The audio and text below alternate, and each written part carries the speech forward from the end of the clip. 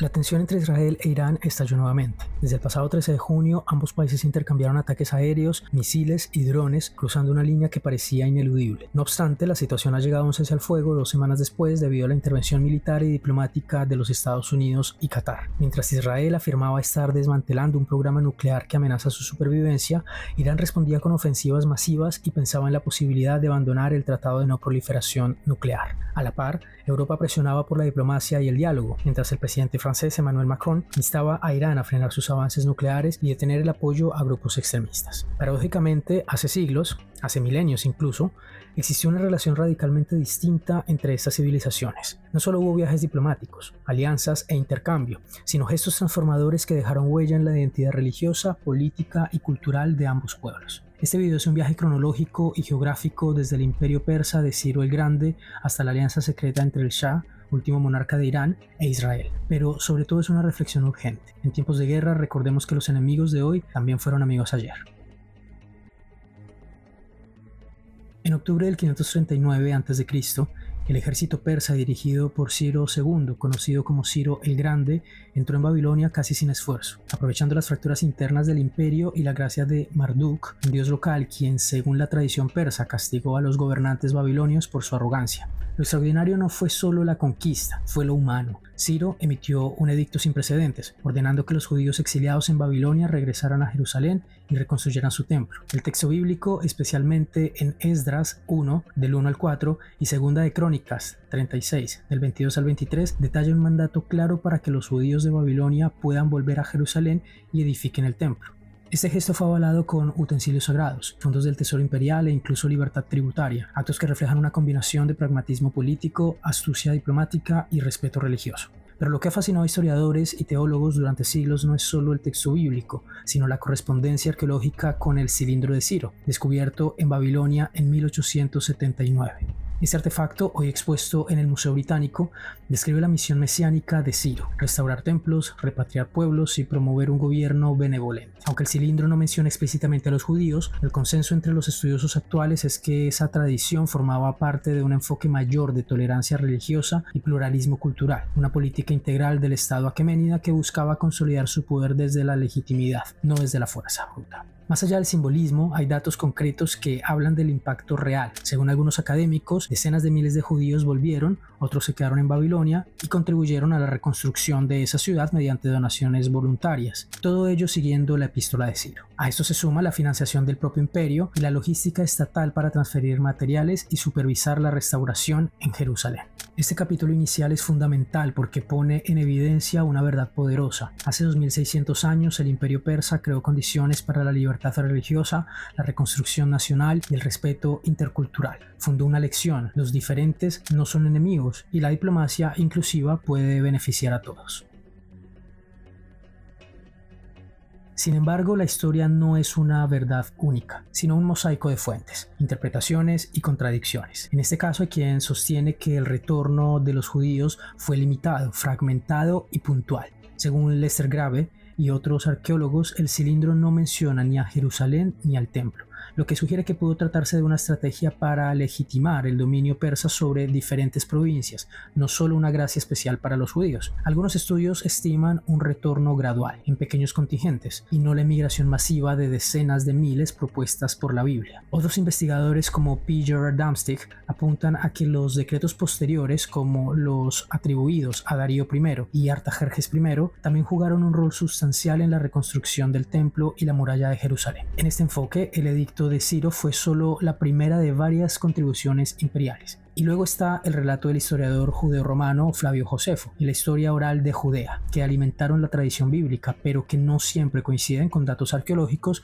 o inscripciones contemporáneas. ¿Significa eso que el edicto no existió o que fue un error? No necesariamente. Un retorno simbólico y parcial puede ser tan transformador como una emigración en masa. Vale la pena recordar que la memoria colectiva, moldeada por relatos, esculturas y escrituras, puede impulsar comunidades durante siglos, incluso sin pruebas materiales completas. En este caso, el decreto de Ciro es tanto un hecho concreto como un mito fundacional, un núcleo de identidad que ha sobrevivido milenios.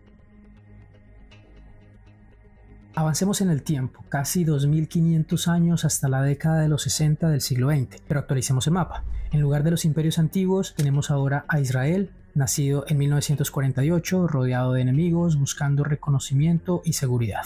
Al otro lado, Irán, antes Persia, bajo un nuevo Shah, Mohammad Reza Pahlavi, impulsado por modernización, alianza con Occidente y secularización. Las miradas de dos dirigentes divergentes convergieron. Los israelíes buscaron aliados y los iraníes, modernizadores, buscaron tecnología. La distancia personal y cultural entre ambos estados desapareció, gracias a una lógica elemental. La defensa mutua dependía de la cooperación.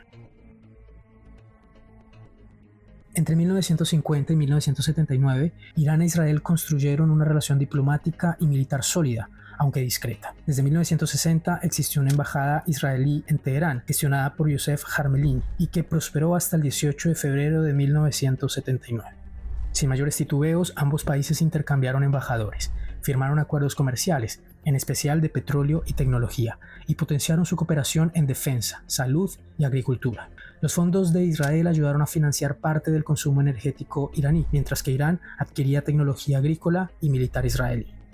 La joya de esta alianza fue el Proyecto Flor, un programa secreto de 1977 a 1979 para desarrollar misiles de superficie a superficie avanzados, capaces de alcanzar hasta 200 kilómetros, potencialmente adaptables a cabezas nucleares. Así lo comenta Ronen Bergman en su libro La guerra secreta con Irán, la lucha clandestina de 30 años contra la potencia terrorista más peligrosa del mundo. Documentos de la CIA publicados por The New York Times en abril de 1986 demuestran reuniones confidenciales entre el viceministro de guerra iraní Hassan Tufanian y líderes israelíes como Moshe Dayan y Ezer Weizman. Estas negociaciones no solo eran técnicas, implicaban la formación de personal, instalación de infraestructura de prueba y transferencia de know-how secreto. En su mismo libro, Ronen Bergman cita textualmente a Jacob Shapiro, funcionario del Ministerio de Defensa encargado de coordinar las negociaciones con Irán entre 1975 y 1978. Recuerda, en Irán nos trataron como reyes. Hicimos negocios con ellos a una escala asombrosa. Sin los vínculos con Irán no habríamos tenido el dinero para desarrollar el armamento que hoy se encuentra en la primera línea de defensa del Estado de Israel. Más allá del arsenal había diplomacia. Irán funcionaba como puente en el acercamiento de Israel a países árabes, mediando incluso en conversaciones preliminares entre Israel y Egipto. Israel, por su parte, era fuente de asesoría en seguridad y modernización para un país que aspiraba a convertirse en potencia regional. Además, es importante mencionar un enemigo común para ambos países en esa época, el Irak de Saddam Hussein. Este círculo cerrado de cooperación fue efectivo. Irán se modernizó y desarrolló capacidades militares avanzadas, mientras Israel garantizó un socio musulmán y moderno. Millones de barriles de petróleo se intercambiaron por material militar. Además, la diplomacia de Irán también incluía buenas relaciones políticas y comerciales con los Estados Unidos, como lo destaca NDTV World en su artículo de 2024.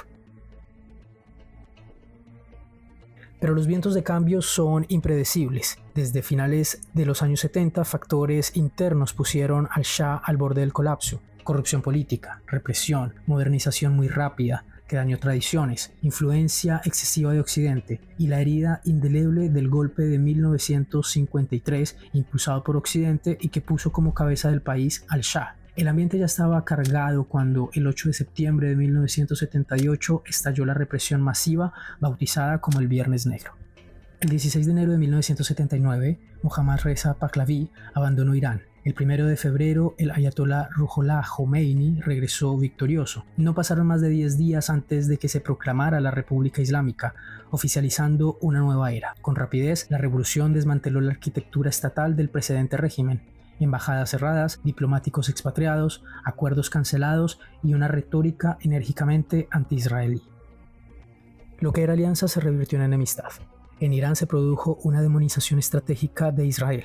Fue definido como el tumor canceroso del Medio Oriente, responsable de conspiraciones contra la región y principal enemigo del Islam.